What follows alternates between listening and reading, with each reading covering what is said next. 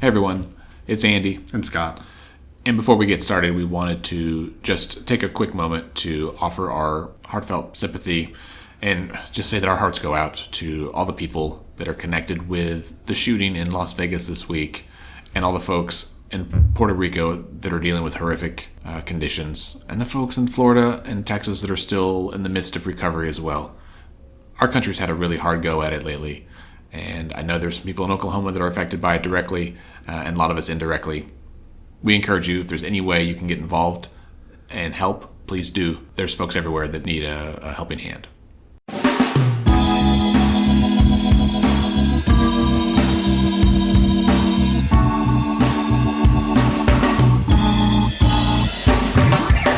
Hey everyone, welcome to Let's Pod This. My name is Andy Moore.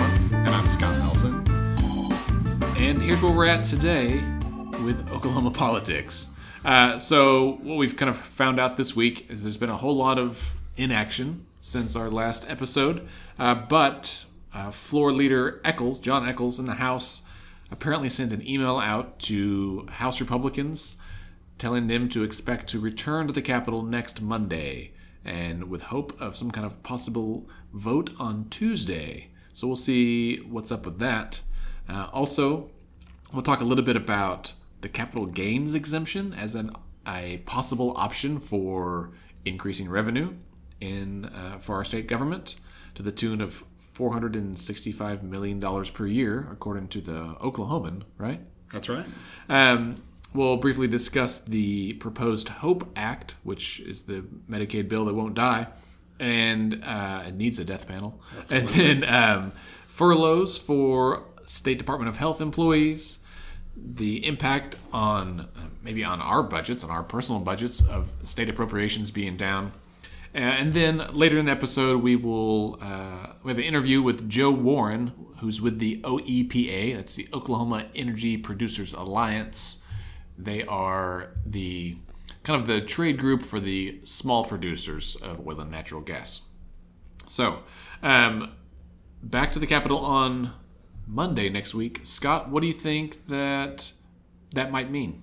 I think that I try to look at everything with, positives and negatives. And I think the positive is that they're meeting at the Capitol to discuss our state's horrifying fiscal situation at 1 p.m. in the afternoon, as opposed to 10 o'clock at night, which is, what we see rather routinely. Floor Leader Echols has put out that there's this possibility for that they're at least going to try and hold a vote next week. I don't think it is at all clear what that vote will be. A lot of folks are hoping for an increase in the gross production tax. A lot of folks from all different industries and political stripes, as it turns out, are hoping for an increase in the gross production tax. It seems like if that happens, it's going to be 5%, not the 7% that a lot of us would say we really need. If there is a grand bargain, I'm sure that's going to incorporate a cigarette tax as well, the $1.50 per pack to raise an additional $215 million. So some combination of cigarette tax, maybe gross production tax. I don't know if we're going to see much more than that or not. Yeah, I think it could be any of those. It could also be none of those. Absolutely. There's, I think a lot of folks are poo-pooing the idea of cigarette tax or GPT even being on the table.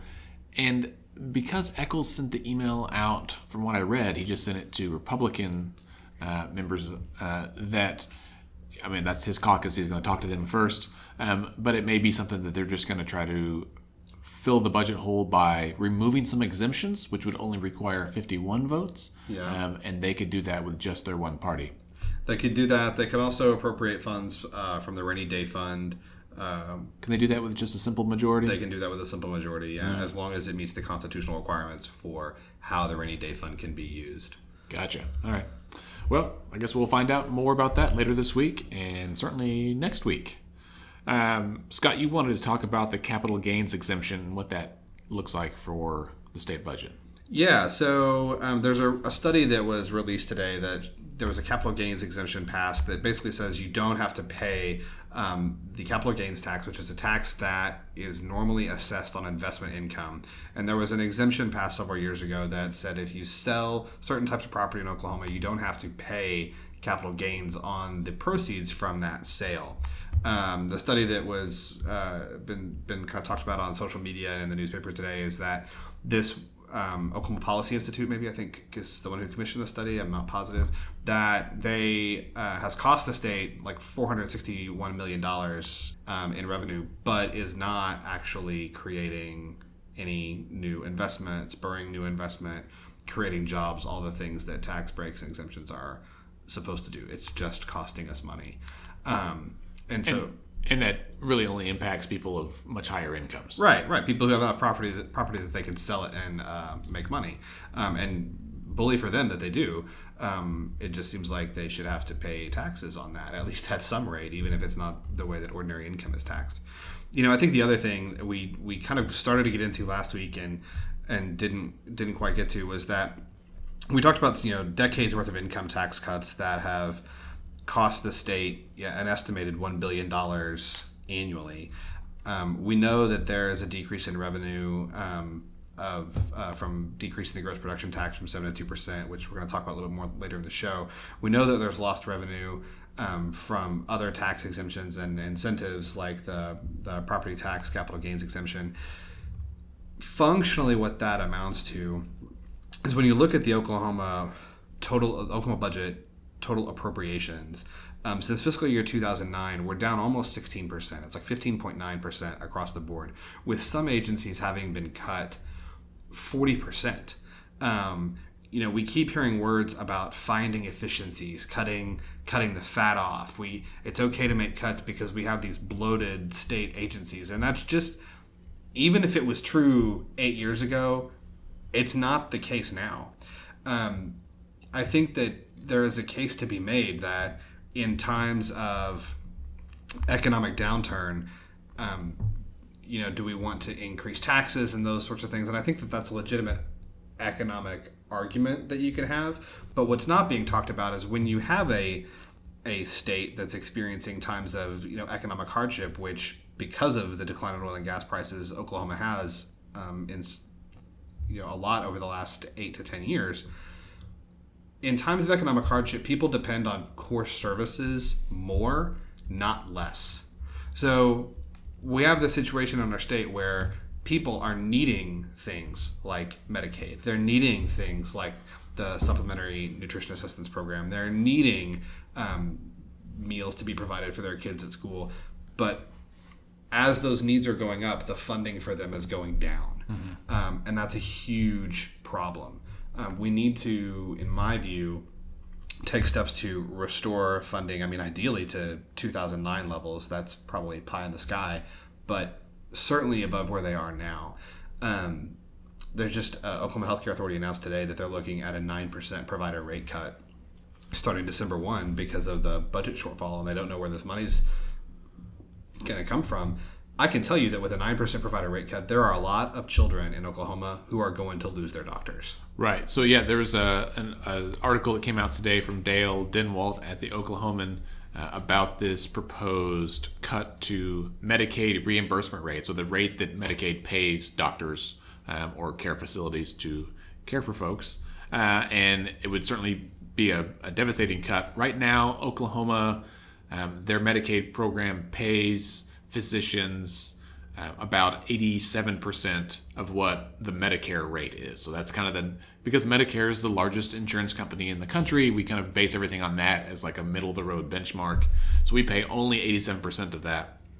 And this cut would lower that down to 79%. So our doctors would only get paid 79% of what Medicare would pay for folks that have Medicaid, which is, that's like if someone told you they're going to pay you 79% of what they've been paying you to do the same work.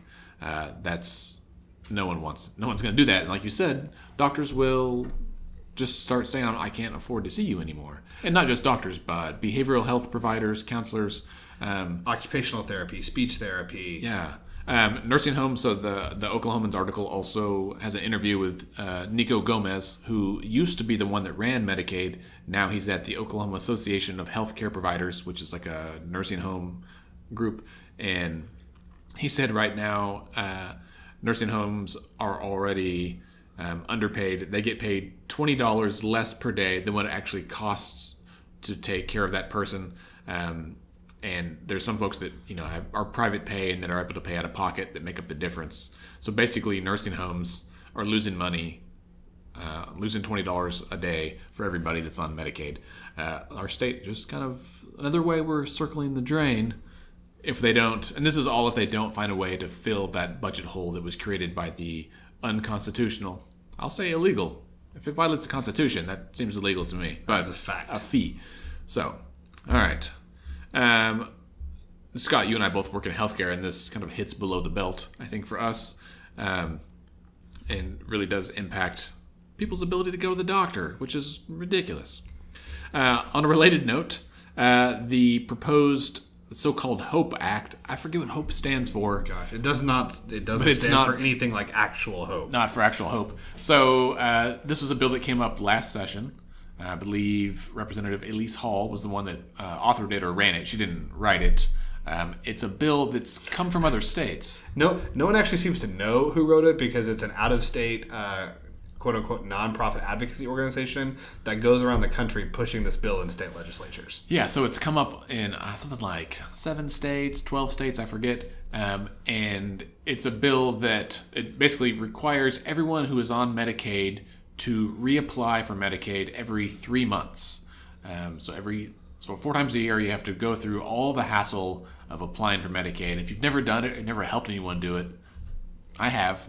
It's a big hassle, especially if you're someone who is on Medicaid because your life is kind of in disarray and you're trying to get your act together and you're a single parent, you've got multiple kids, and you're trying to work full time and get your life together. It's a cumbersome process, and I would wager that almost no one would go through that process to get Medicaid because it's already so cumbersome, and this would make it more cumbersome. And the bill presumes that there is this high level of undetected, undiagnosed Medicaid fraud which has not within been the proven. system, which there's absolutely no evidence of, number one. Number two, we're in the middle of a huge budget hole. We have a structural deficit, and the bill will cost us money. $10 million a year. The bill will cost $10 million a year. Every state that has implemented this bill, it costs money because the mechanism of operation for this bill is that you hire this out-of-state contracting company to actually do the audits and do the enforcement. So we're going to take money that we don't have, that we desperately need for other things, to pay an out-of-state company to find fraud that's not there, that doesn't exist. There is some provider fraud, but we already have a department that investigates that. Yes, absolutely. And in every system, there's always fraud. Like I've got a kindergartner, and watching those kids do business with one another, someone's going to cheat someone out of a few M&Ms. They learn it at an early age. Right. Now, so this is in my opinion, this is a bad bill, and it keeps coming back up. But this company that you mentioned it's a private company going state to state, being like, hey, implement this law, we'll come in, we'll do the investigations, and we'll find fraud. Well, if they're going to find it for sure, they may be looking for it, and they may find it, quote, I'm doing air quotes, quote, quote, find fraud that's not actually there, and then it'll certainly cost our state money regardless. And that company, this whole deal they've been sued in Texas and some other state. I think the lawsuit in Texas is ongoing right now, and some other state, the other company lost, and they got sued for hundreds of millions of dollars for like falsely accusing people of Medicaid fraud. So, all right, so bad news there. If you to say nothing of the fact that we're in a special session right now that is supposed to be dealing with finding ways to save the state money, not spend more. Well, and that was the other thing, is that when this came up in committee last week, they had to vote on whether or not they could actually even hear the bill if it was germane. Right. They're like, well, this clearly we know it raises money. It might not. We know that it costs money. It might not actually find any extra money. So can we even vote on this? And they were like, yeah, fine. But so there was a party line vote that said, yeah, this probably is against the rules of special session, but we'll vote and say that it is. And based on the reputation of our legislature to pass laws that are constitutional, this gives me little hope on this. All right, next up is furloughs at the State Department of Health. Do you know much about this, Scott?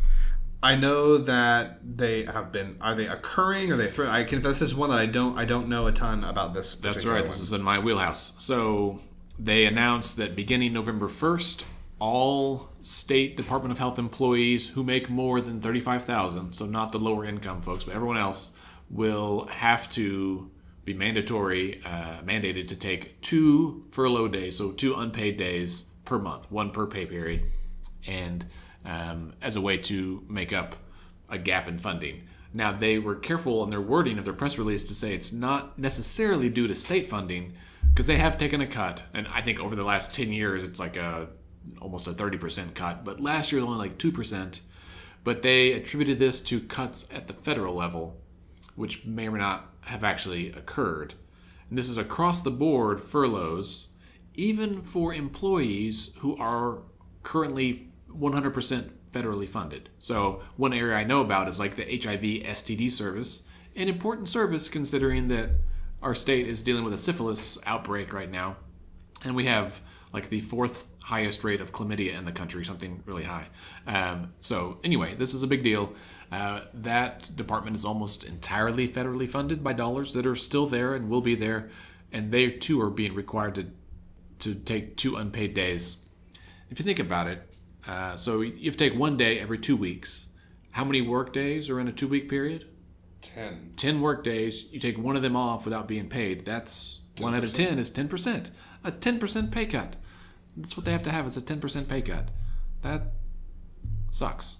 I'll say that sucks. There's no other way to say it. And I think, we hear stories like this, and we see it, and I think that there tends not to be an appreciation for what agencies like Department of Health, like the impact that they have on our state goes largely unnoticed, right? Like they're kind of the unsung heroes. But, everybody, there's been a lot of worry about Zika, right? Like if we were to have a Zika outbreak in Oklahoma, the Department of Health would be tasked for coordinating the effort to respond to that. If we were to have a natural disaster or Ebola, some other sort of epidemic in Oklahoma, the Department of Health would be tasked with responding to that. The Department of Health plays a vital role in responding to things like tornadoes or earthquakes. Do we have earthquakes in Oklahoma? We have earthquakes in Oklahoma. Childhood vaccinations, your birth certificate. Like there's tons of stuff that they do. It's a big deal. It's a big department. And to me, my hunch is this is failure of leadership at the highest levels. Oddly enough, the top dog over there, Commissioner Terry Klein, did request an audit from State Auditor and Inspector General Gary Jones, who happens to be running for governor. But I had tweeted the other day at Gary Jones, like, hey, what does it take to get an audit of this department? And he said the governor had to request it. And then the very next day, Commissioner Klein requested it. I thought, ooh, did he see my tweet? I doubt it. But it seems odd to me. Commissioner Klein has been there for a few years, and for him to be like, I've been here for a few years, suddenly we're out of money. Hey, y'all come in and audit our books and find out where the money's going. Because doesn't he know after a few years where the money's going? I mean, one hopes, and we haven't even touched on the lab. The State Public Health Lab. The State Public Health Lab, which is a part of the Department of Health, is in dire straits. They are unaccredited, or about to be unaccredited. Yes, which is also a big deal. There are many diseases, more common than you think, that in order to be definitively diagnosed, the test is performed usually at the Department of Health, because the test is not economical for your doctor to keep in his or her office, or for a hospital lab to keep in his or her in their hospital lab to keep in stock, or for a private like a DLO or LabCorp. So these specimens have to be sent to the health department to be analyzed, tested, and a definitive diagnosis made.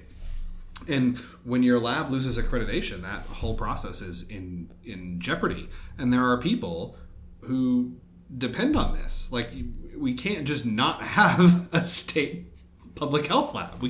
And I think they need something like $50 million to kind of just get everything up to where it needs to be. This is not even to become a cutting edge, state of the art leading public health lab. Yeah. Okay, we're going to take a short break, and when we come back, we will sit down with Joe Warren from OEPA.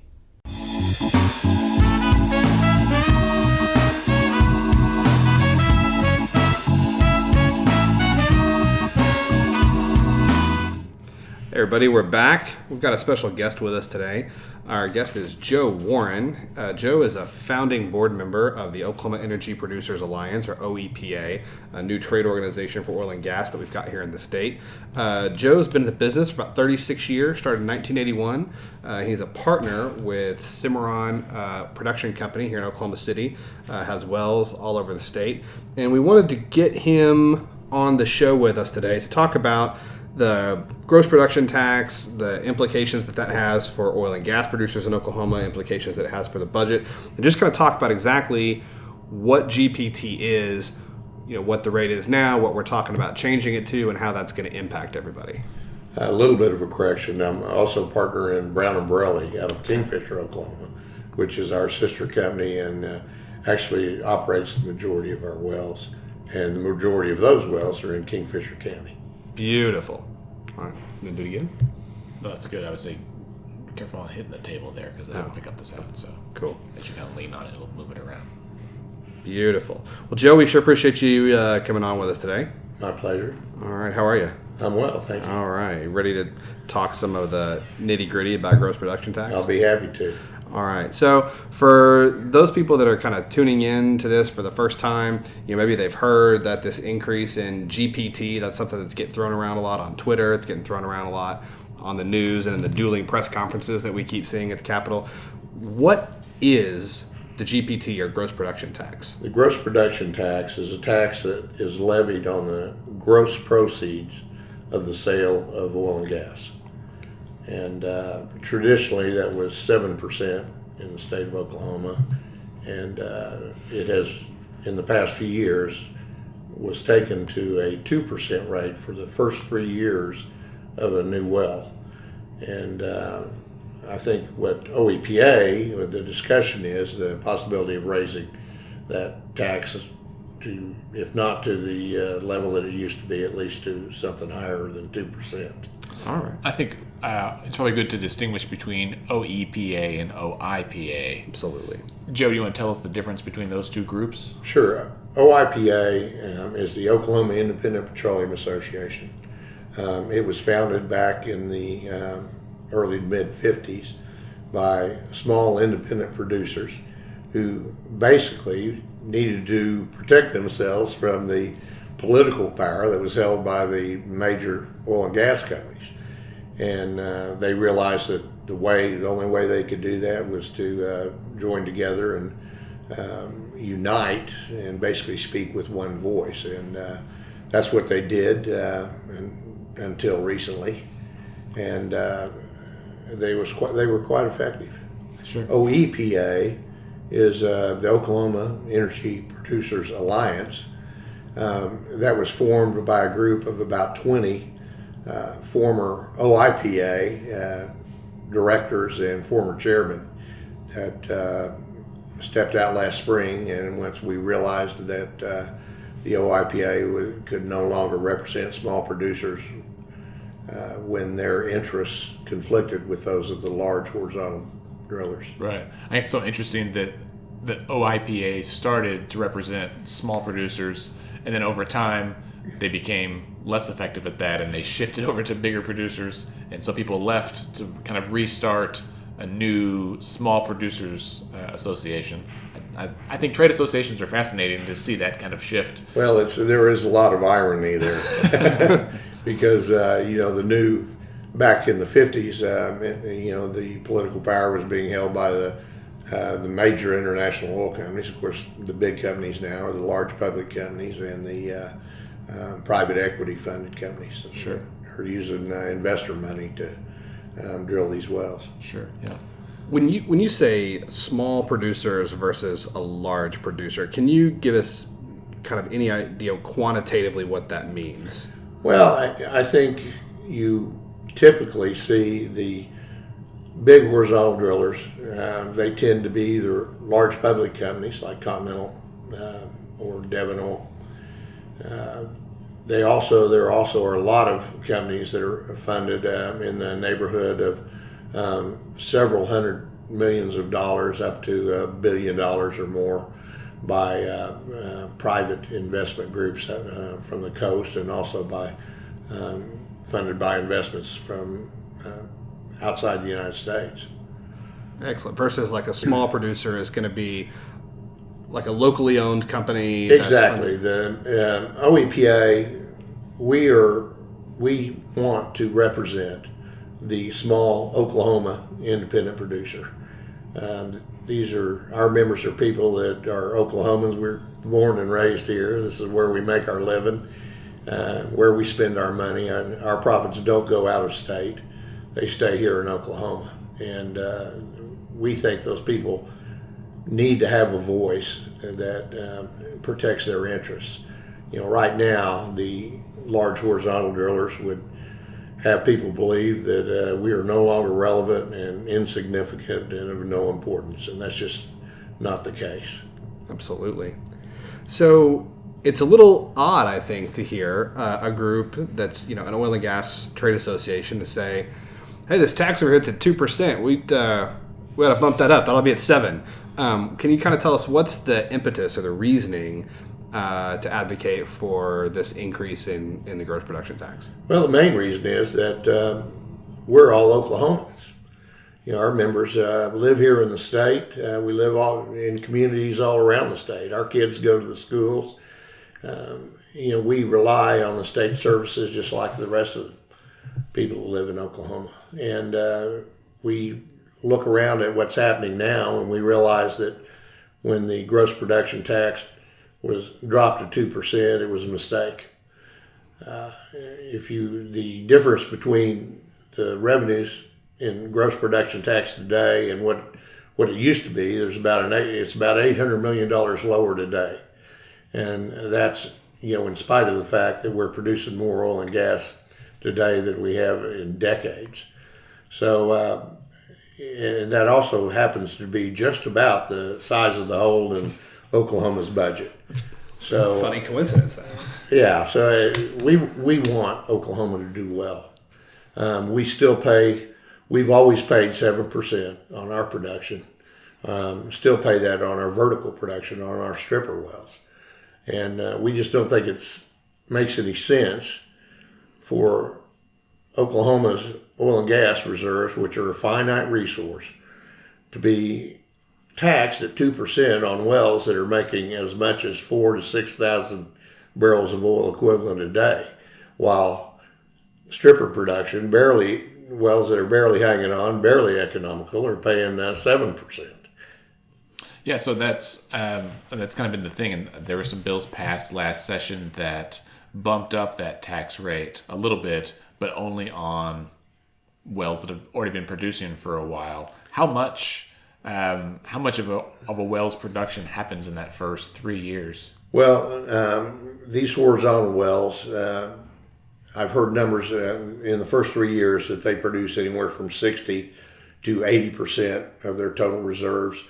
The wells that my company has personal knowledge of, we're estimating that they'll produce about 75% of their reserves in the first 3 years. Right. Now, the increase that you're referring to, there was a while back in the probably 10 years ago or so when horizontal drilling was still pretty much an experimental technology, and people were climbing a learning curve on how to do it. And they instituted a rate that was at 1% for, I believe, 4 years. Mm-hmm. That was replaced by the current law, which is 2% for 3 years. Mm-hmm. What was done in the legislature, it was kind of a negotiation. That 1% rate was really sunsetting because it was replaced by the 2% rate, and the wells that were still on 1%, there were only a handful of them left. Right. At that rate. So it really wasn't much of a concession in terms of taxes. It did make for a good conversation piece, because you'd hear advocates for the lower rates say, "Well, they doubled our rate," and I said, "Well, they doubled it from 1% to 2%. And it may have doubled like a handful of wells." Yeah, I think the number was. I think it might have been in the single digits. Yeah, the affected wells on that is very small on that increase that you're referring to last session. Mm-hmm. One thing I think that it's important to make sure that, just in case anyone who's listening may not know, to make sure that our terms are kind of being well defined. So you've referred several times to vertical production versus horizontal production. Correct. When you say horizontal production, you're meaning these long lateral wells that are, I think, probably most commonly talked about in the context of fracking. Is that right? Well, virtually all oil and gas wells are fracked and have been for many decades. Okay. The difference is these long lateral horizontal wells, instead of having a pay zone of a few tens of feet or a couple of 100 feet at most, they have laterals in the same formation that are a mile or two long. And those are the fracks that are put on them, or they are massive. So for those, they drill down a ways and then they drill horizontally. That's correct. They drill vertically and they start building a curve and go horizontal in the pay zone that they're targeting. Okay. And that's in contrast to a vertically producing well, which would be just... Drills vertically straight through the formation, perforates it, and completes in the productive interval. Right. And you mentioned that some of these horizontal producers, these lateral producers, are making 4,000, 6,000, 8,000 barrels a day. There have been reports. I think the highest I've seen, I think Devon had a well that they announced was 6,000 barrel oil equivalent a day. That's including the gas that it makes. Right. Is that intrinsic to is that increase in production intrinsic to the properties of a lateral well, or is that just happens because that's the formation that they were in? Well, certainly they're in a very good area, kind of a sweet spot and in a productive, very highly productive formation. But a lot of the increases in rates that we're seeing now have come as the amount of fracks that have been done, the amount of perforations and the amount of formation that is being accessed has increased, and as has the amount of sand or proppant that they are able to put into that formation for each foot of pay they have. Sure. Tell me if it's accurate to paraphrase that, to say that we've got a situation where there are wells being drilled that are going to be intrinsically much more productive, but we are taxing those at a much lower rate. We're taking the wells that have the tendency to produce significantly more resources and saying, oh, well, we'll tax them at 2%, and then we'll take the stripper wells that are producing sometimes even 5-10 barrels a day, and we're going to tax them at a much higher rate. Is that accurate? That's exactly accurate. The least economical wells in the state are taxed at a much higher rate than the most productive wells, and particularly when compared to other states. And that was going to bring my next question. It was, we hear gross production tax and kind of trying to compare what the gross production tax in Oklahoma is to other states. And I think it's probably most appropriate to compare our rate to other states in which there is a significant production of oil and gas, as opposed to, I don't know what state doesn't produce any oil and gas, but I think there's probably 10 or so states in the country that account for most of the production. I think that's a fair statement on how many major producers there are. And I was actually trying to do this myself, trying to prep for today. And you go out there and you try to figure out.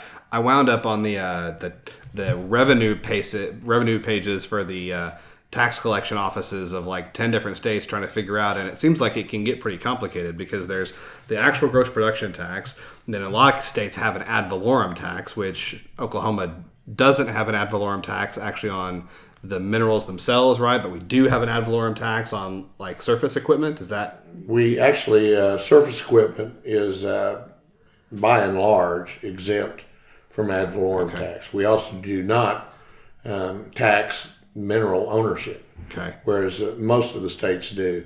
But you're correct that it makes comparing apples to apples pretty hard.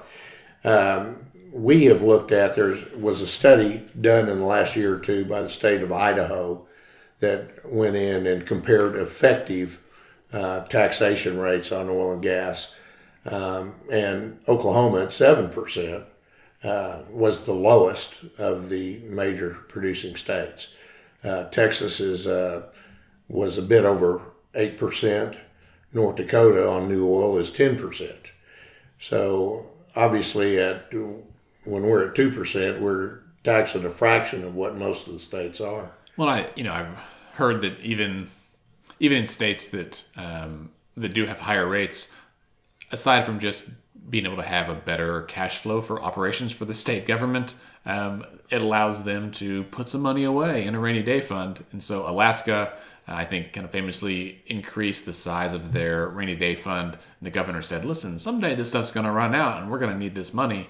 And so they increased it for up to like $2 billion so they could store some away for a rainy day. And here in Oklahoma, I think Governor Fallon had hoped that her legacy might be that we had a solvent rainy day fund, and we've depleted it all the way down, usually multiple times a year, to bottom it out because we don't have that money coming in to fill it in the first place.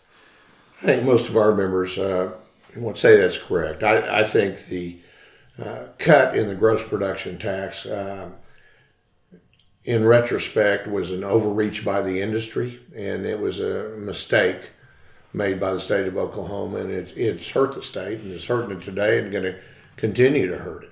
Right. Like I say, that $800 million drop in gross production revenues is just about what we're short in our budget. And that's just 1 year. If we had that money every year, it would add up. That's right. Surely you take some heat from other members in your industry for taking a position that you guys should be taxed more. What do you say to those that argue for the lower rates? Well, I think most of the people that are speaking up in opposition to this are investor-owned companies that are owned by people who don't live in the state of Oklahoma. The benefits of this low tax rate, by and large, are going to out-of-state investors. In many cases, companies that are out of the United States, Chinese and South Korean companies, are among a couple of them. Mm-hmm. And so I think it's not surprising that they would want to keep a good deal when they have it. But it's not good for the state of Oklahoma. And our membership, like I say, we live here. We're raising our kids here, sending them to our schools, and it's important to us that we do our part. We lived with a 7% tax rate for decades and decades, and the business did fine, the industry did fine, and we can do that again. And I would say that, to the extent that we're drilling, and all of our drilling capital that we're putting to use today is taking advantage of this 2% rate. So to suggest that we don't have anything at stake by seeing this raise is simply not true. Right. Yeah, you guys would lose some revenue or lose some money from it. Sure. But you feel like that's the right thing to do for the state. We absolutely think it's the right thing to do. I think that distinction between who owns a company is something that is lost on a lot of people. And I'm in school for my MBA right now, and so I was someone else this was lost on until I took a couple of corporate finance classes and really started to understand that, for any public company, they're going to have thousands of shareholders, but most of those are institutions, and those institutions are, big corporate investment firms, and they may have shareholders in other countries, like you said, and some of those may be, those investment firms may be from other countries as well. And so that's the part where it's tough. I think, to go back to what Scott said, it's tough to kind of track down all the details for this. And it's way more than most voters are going to do, which is why we're here talking to you. Well, it is very difficult. And we have, of course, one large public company, an active driller in Continental Resources. And it is, to his credit, Harold Hamm still owns over 70% of that company, I believe. But even in that case, they have foreign partners who are putting up a large share of drilling dollars for them, and they're making money off of spending that money. Right. Yeah, 30% of billions of dollars is still lots of money. Yes, it is. One thing that gets kind of tossed around a lot when we're having these discussions, and this, I think, comes particularly from statements that I've seen from OIPA and OGA, the Oklahoma Oil and Gas Association, is, guys, I mean, you take this tax from 2% to 7%, we just can't do it. It's going to cost everybody their jobs. We're basically going to kind of take our toys and go home. And I kind of have two questions related to that. The first would be, as a producer, when you are making a decision to drill, how does the kind of the overall tax picture, but GPT specifically, factor in to your decision about whether or not to pursue this resource? Well, obviously, we look at our return on investment if we are successful in our drilling. The horizontal drilling that's being done now is somewhat different in that it's a resource play. The reserves are there. It's a numbers game. If a sufficient number of wells are drilled, they're going to have a real good idea within a pretty small percentage overall how they're going to do. And the rates of return that they're quoting to their own investors are as high or higher in Oklahoma than they are anywhere in the state, anywhere else in the country. We don't see them down in Texas telling the Texas legislature that they're going to leave the state if they refuse to reduce their rate to 2%. And so I think that's kind of indicative. I think to suggest that this play, which is as good as any play in the country, will be abandoned if the rates are raised, which at 7% is still lower than what they're paying all the other places in the country they're drilling. I think to suggest that they'll leave is pretty disingenuous. My experience is that there are companies standing in line trying to get into the scoop and the stack plays, and that's not going to change. That's what I remember hearing that last year. People said, well, if they leave, someone else from OEPA will happily step in because that oil's not going anywhere, and so someone's got to drill it. They're going to drill where the oil is, right? And that it's become clear that particularly the stack play is the equal of any play in the country and better than a whole lot of them. Mm-hmm. So. Yeah, I mean, if these big companies are going to go offshore out into the ocean and build a big platform and drill way down with all of the risks that's associated with that just for a few bucks, they'll certainly go into the backyard where it's much easier to pull out of the ground. Well, an increase in tax rate from 2% to 5% or 7% is not going to affect the investment decisions based on the rates of returns that these companies are reporting. Sure. So you're saying they can still be profitable at 7%? They'll be very profitable.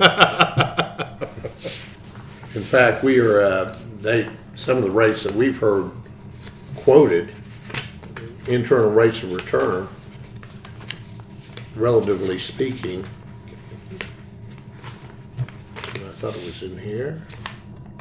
Yeah, the North Dakota, the Bakken play, they report 40 to 50% rates of returns. Oklahoma stack is 100%. The scoop plays 70% internal rate of return. And those are and you said pretty North Dakota comparable numbers to what they're seeing in the Permian Basin in Texas. And didn't you say North Dakota has a rate of 10%? That's correct. So it's economical to produce at 40% return with a tax rate of 10%, but Correct. We're supposed to believe that it would not be economical to produce with an expected rate of return of 70 to 100% with a tax rate of 7%. That seems like bad math. That's the argument that's being made. I don't think it holds water at all. Yeah. You mentioned that at OEPA, y'all have been talking with legislators, trying to do some advocacy and kind of make your viewpoint known. How has that been received by members of the legislature? Well, I think for as short a time as we've been around and just starting out as an organization, that we've done pretty well. We were involved in the long lateral legislation that came out of the legislature last spring, and they actually, the initial vote on that would have defeated that legislation. The leadership held the vote open for 45 minutes while they strong-armed different members until they got two people to change their votes and win it. As I recall, there was a cheer that went up because it was late at night, and the lobbyists that were in the rotunda, there was the press reported they could hear a cheer come up to the press room from people when that vote passed, and so that's unusual. I was there, and I don't know if it was so much a cheer, but I mean, there was audible but noise. it was a hard-fought battle, and actually, what we are looking for going forward are going to be different things, and we want to address the issue of vertical wells that are being damaged or destroyed by frac jobs that are being done on the horizontal wells. We would also like to address Oklahoma's forced pooling laws, which we feel are reducing lease values for not just small companies but royalty owners in the state. We think that they're artificially kept down as much as 95% or more what they would be without forced pooling. So tell me about that. I'm not sure I know what that is. It's kind of a complicated situation. Oklahoma, we have a regulatory system that evolved in a vertical drilling world and actually worked pretty well. The idea being that if you owned some interest in a drilling and spacing unit and wanted to develop your minerals, that the other people in that unit should make a decision on whether they wanted to participate or not. If you couldn't reach an agreement with them, the Corporation Commission would hold a hearing and determine the value of the interest if those parties did not want to participate in the well. And it really worked pretty well for vertical wells for a whole lot of reasons. Mm-hmm. We were also only forced pooling. We were addressing one drill site in one action. Today, in a horizontal world, they are forced pooling as many as 20 or 30 or more potential drill sites with one action. Yeah. And the rules restricting the evidence as to value that can be entered into testimony are so restrictive that it has the effect of suppressing the lease values that are paid. And when you compare lease values in Oklahoma to what are being paid, say, in the Permian Basin, there's a difference of 95% or more. So. And it's not like it's nicer territory out there. I've been to the Permian Basin. I don't want to live out there. Well, they have some very good oil plays out there. Yeah. There's one of the major oil and gas analyst companies in the world, actually, is a company called IHS. And however, they came out within the last 3 or 4 weeks and had an article to the effect that in their judgment that it appeared that the economics in the stack in Oklahoma were every bit as good as the best plays in the Permian Basin. And yet Permian Basin is getting 10, 15, 20 times the value per acre that people in Oklahoma are getting. Right. Now, to me, the only explanation for that is the fact that we have this forced pooling regulatory system, and in Texas, there isn't effectively no forced pooling. They have to make a deal with the other parties in their units. Right. And by having those arm's length fair market transactions, it reflects the true value of what those interests are worth. And they're, again, as much as 10 or 20 times what people up here are receiving. Right. How interesting. I think at the end of the day, that's the bigger story. I think if you look at the number of acres that trade hands in Oklahoma in this suppressed market versus what's being paid in Texas, it's a difference of billions and billions of dollars. Right. That are being basically taken out of the pocket of our royalty owners. Right. And transferred to out of state and out of country investors. Right. And since those bonuses are taxed as ordinary income it could be as much as several $100 million a year in income tax that the state is losing as a result. Right. So that's a story that's harder to explain to people. Right.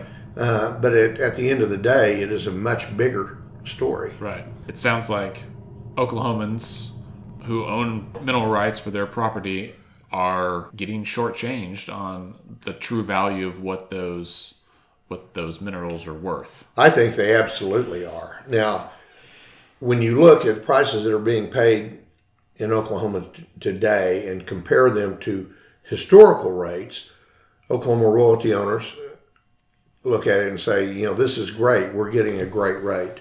But when you compare what's happening in other states like Texas, right, you realize that those rates are a fraction of what they should be, right, especially given that the economics are roughly equivalent, right, for the two different plays. Right. Doesn't account for just the overall value of it and how that may have changed compared to the market as opposed to compared to your own history of what. Well, in Oklahoma, we don't have a free market. That's the problem. Sure. And it has just worked to keep those lease bonus values down artificially. Right. Interesting. Well, Joe, I'm sure you know they're in special session down at the Capitol, trying to work out a budget deal. They're trying to, I think, be fairly tight-lipped about what's going to happen. We had one of the leaders in the House come out yesterday and say that they're circling around a couple of options. Are you taking any bets on what you think is going to happen?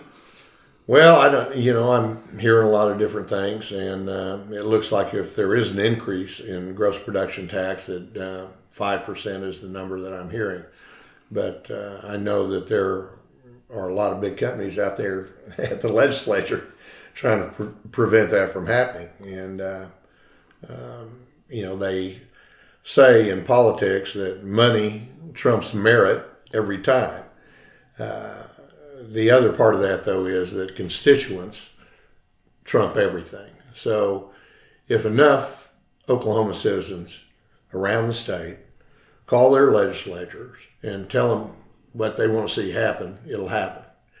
But there has to be a grassroots response for it to be successful.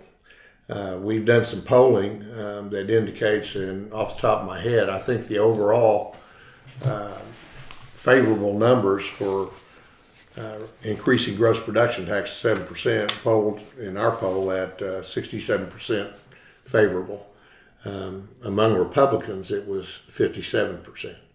So I think clearly the public would like to see the gross production tax return to its previous rate of 7%. Yeah.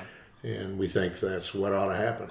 I think from everyone that I've talked to, the consensus is, listen, something's got to give. Nobody wants to pay any more tax than we absolutely have to. But Oklahomans in particular want it to be fair. Like, we all know that politics isn't necessarily fair across the board, but I think Oklahomans would like to hold ourselves to a higher standard. In particular, we know that our economy is reliant on this industry and that they are reliant on this land, and that there's a way that we can work together to make it fair for everybody, so that so that drillers' kids have good schools to go to, and it's not just lining the pockets of international companies. Well, we're going to be living here, and our kids are going to be living here. Yeah. So, the tax rate, the 2% tax rate, that might have been appropriate to incentivize what was a new and risky technology back in the day. Mm-hmm. That's no longer the case. It's not new. It's not risky.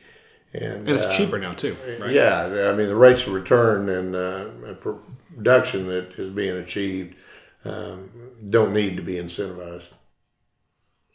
Well, Joe, this has been a great discussion, really informative for me. I think also for our listeners. We really appreciate your time and appreciate you coming on and answering all of our questions about how this business that is so integral to all of our lives in ways that I think often we don't even see works. Well, I'm glad to be here, and I hope you guys continue to take an interest in our industry and try to stay up on the issues that we're going to be bringing forward on some of these other matters over the next year or two. Absolutely. And that brings us to the end of this episode. Big thanks to Joe Warren for taking time out of his busy day to sit down with us. Remember, you can connect with us on Twitter. I'm at AndyOKC, and Scott is at SCNelson. And you can follow Let's Fix This on Twitter and Instagram at Let's Fix This OK. You can like our Facebook page at facebook.com/Let's Fix This OK. And go to our website, sign up for our newsletter, read our blog, even listen to this podcast from your web browser at letsfixthisok.org. Our podcast is edited and produced by me and Scott and the good people over at Mostly Harmless Media, and our theme music is provided by Hometown Heroes, the Sugar Free All-Stars. Let's Fix This is a nonpartisan, nonprofit organization who strives to educate and equip all Oklahomans to engage in their government. We encourage you to get involved in any way that you can. Remember, decisions are made by those who show up.